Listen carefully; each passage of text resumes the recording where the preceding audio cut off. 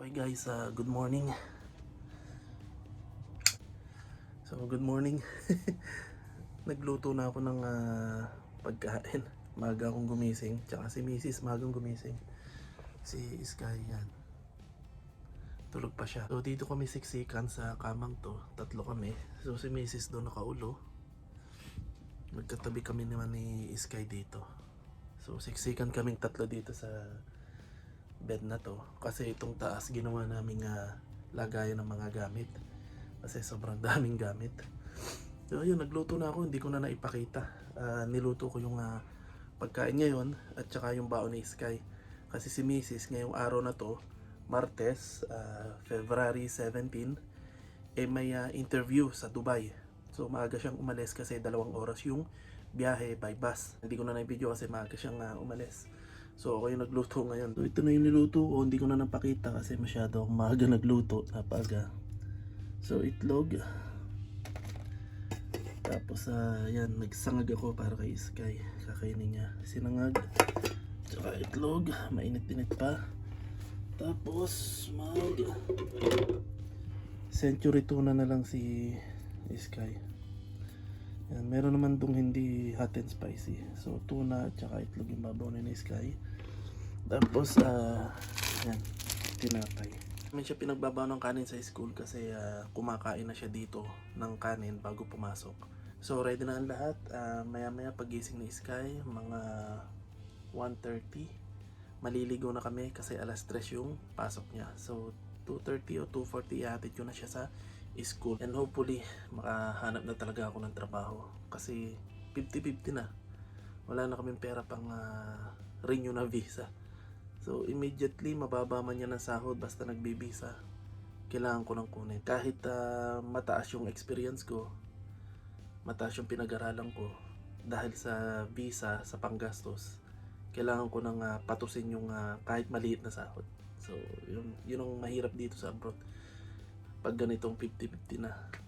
At walang gagastos para sa iyo, para sa mga pangangailangan mo. Okay guys, gising na si Sky. At kumain na rin kami. So nandito kami ngayon sa labas. Pumunta kami sa park. So ito na yung gamit namin, tsaka pagkain. Daan muna kami ng Pinoy Mart. Bibili kami ng tinapay.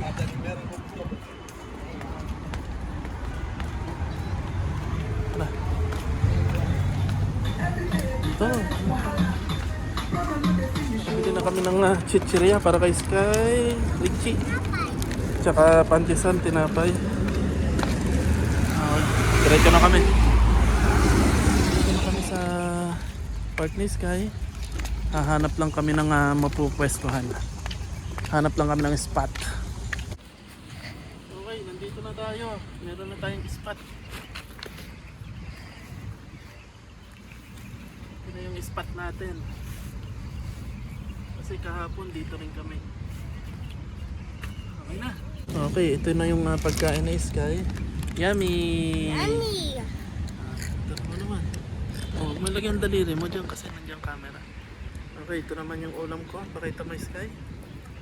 Wait lang. Nagdala ako ng pork and beans. Yay! So ito yung pagkain ko. Ipapalaman natin sa tinapay. Okay na. Hey guys, ito na yung aking pagkain.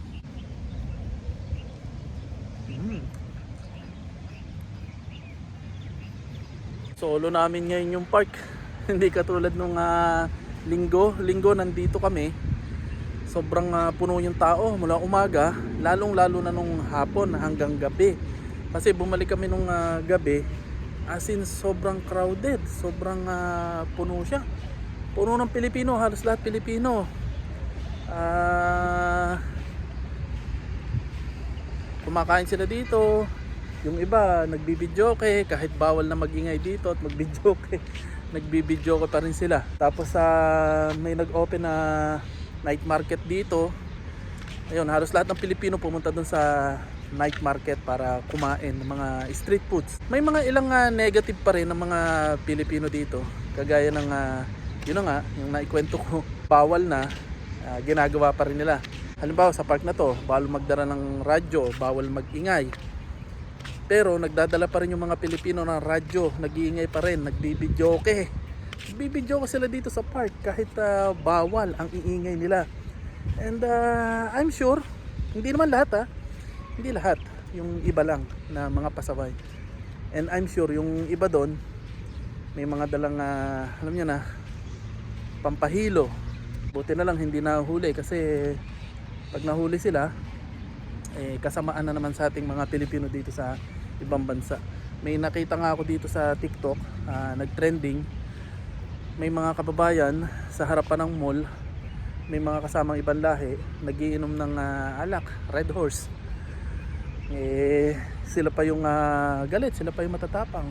Pero hindi naman lahat ng Pilipino, yung iba lang mga pasaway, may mga negative traits. Isa pang negative traits dito ng mga Pilipino is yung pag sa trabaho, pag napapagsabihan ng manager or supervisor o nung senior nila, nagtatanim ng galit. Alam naman nila na pag senior, supervisor o manager, may karapatang manita pag gumagawa sila ng against company policy. Pero pag Pilipino kasi, lalo na pag kapwa Pilipino, napagsabihan, kahit na nasa tamang lugar o nasa tama lang, nagagalit. At ang pinakamasama pang traits ng mga kabayan is nagtatanim ng sama ng loob. So kahit naka 2 araw na, 1 linggo na, naka 1 buwan na, naka 1 taon na, naka ilang taon na, galit pa rin sa'yo, gagantihan at gagantihan ka pa rin. Hindi kagaya ng ibang lahi dito, after 5 minutes, after 10 minutes, okay na, parang walang nangyari. Kalimutan na, zero. Back to normal na ulit. Parang hindi na galit. Mahirap yon kasi pipigilan mo yung sarili mo. Galit na galit to, tapos ngayon, kausap ko na, parang walang nangyari. Mahirap yon, pero dapat masanay ka. Kasi ganun talaga dito. At mas maganda yon. Mas maganda yung character na yon kaysa sa mga Pilipino na hindi mo alam na may galit pa pala sa'yo kahit 1 taon na, gagantihan ka pa. Kumbaga alin na yun, nakikipagplastikan lang, pero talikuran, sinasaksa ka na. Alam mo yun, traidor, kumbaga. Yun, pero hindi naman, sabi ko nga, hindi naman lahat ng Pilipino ganun, yung iba lang.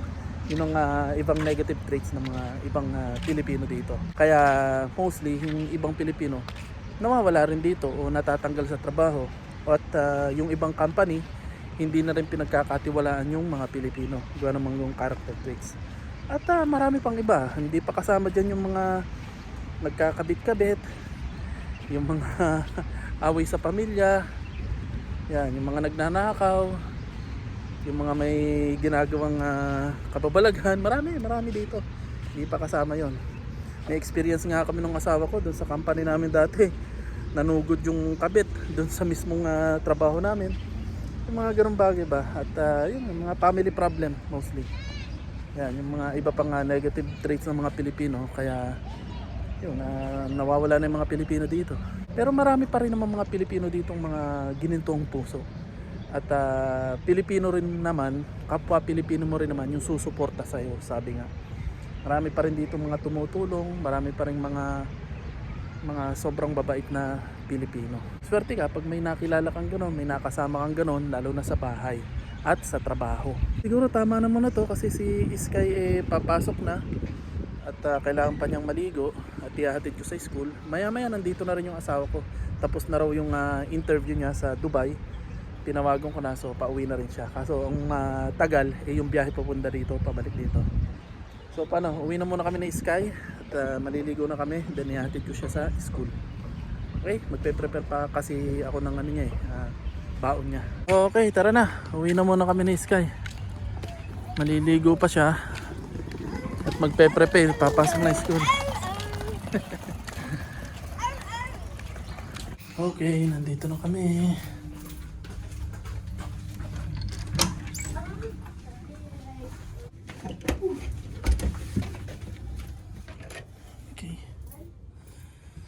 Nandito na kami sa bahay. Okay, nandito na kami sa bahay. Pagod si Sky. Pawis ako. Okay, maya maliligo na kami and then ihatid ko siya sa school. Okay, base na si Sky sa school. Uniform. Yay!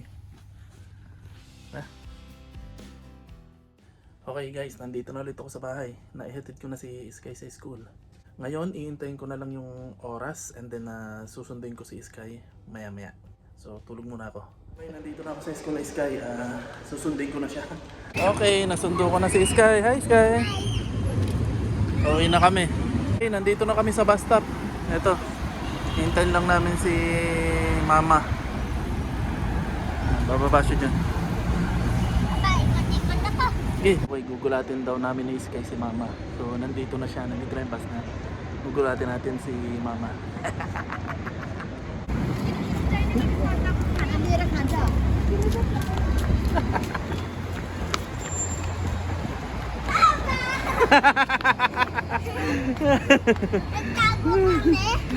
Bakit di mo tinulak si Mama? Kamusta ang apply? Okay naman. Layo ang biyahe? Layo? Nga ba ng traffic? Okay, nandito na kami sa bahay. Ito na si Mrs. galing sa interview sa Dubai. Mamaya tatanungan natin siya kung anong nangyari. Tanungin na natin kung anong nangyari sa kanyang interview. So, kamusta naman ang interview? Okay naman. Madami kami. Madami. Marami. So, mga ilan? Mga lagpas 50. Eh di parang job fair yun. Hmm. So, ibig sabihin baka may magbubukas na bagong mall, no? So, anong in-apply mo dito? Cashier. Lahat naman cashier. Cashier sa Carrefour, ano? Hmm. Ano itsura ng lugar? Malaki siya. Para siyang yung for mga kabayan kasi sa loob. Mga kabayan din. Hmm. Eh, yung mga kasama mo, anong mga lahi? Iba't ibang lahi din. Iba't ibang lahi. Pero mostly mga kabayan at Egyptian. Egyptian. Ano naman ang tinanong sa'yo? Wala, tinanong lang kung willing daw akong ma-relocate sa ibang lugar. Sa CV mo? Mga Sa experience CV ko? ganyan? Experience ko, tinanong niya lang kung ilang taon na ako sa UAE. Yun lang. Pero yung experience hindi naman kasi binasa niya lang naman yung sa Okay. CV ko. So, madali lang yung proseso, parang ganun. Mabilisan lang kasi madami silang ini-interview. Okay. Sabi sa'yo, tatawagan na lang. Lahat naman kami, sinabi tatawagan kami. Pero saan ka nag-apply? Online. Online lang, ano? Online. Yun na nga guys, katulad ng sinabi ko sa inyo dun sa last kong vlog, yung last kong video, natatanggap dito through online lang talaga. So katulad ni Mrs., nag-apply siya dun sa app dito. Katulad ng sinabi ko, may mga app dito na pwede mong applyan, katulad ng LinkedIn, Indeed. So nag-apply siya dun at natawagan naman siya. Kaya sabi ko sa inyo, puro app lang dito yung ina-apply niya, kumbaga online lang talaga. So yun ang experience niya pag-apply. Ang laki ng aking pimples. So yun ang experience niya. Okay naman, naging maganda naman, nakapunta siya, kaso nga lang sa Dubai yung head office, kaya doon siya pumunta for interview. Medyo malayo yung Dubai dito, 2 oras. Naging 3 oras kasi may fog kaninang umaga, tapos pabalik, rush hour, so maraming sasakyan, traffic. Yun lang nangyari ngayong araw na to. So, see you na lang susunod na video, at sana next time ako naman yung matawagan at may interview. At i-share ko din sa inyo yung aking magiging experience pag na-interview ako, natawagan ako. Okay? Kasi yung mga last interview ko, online lang. Online. So, wala pang personal interview. Okay? So, see you na lang guys next time. Bye-bye. Bye, guys. Bye.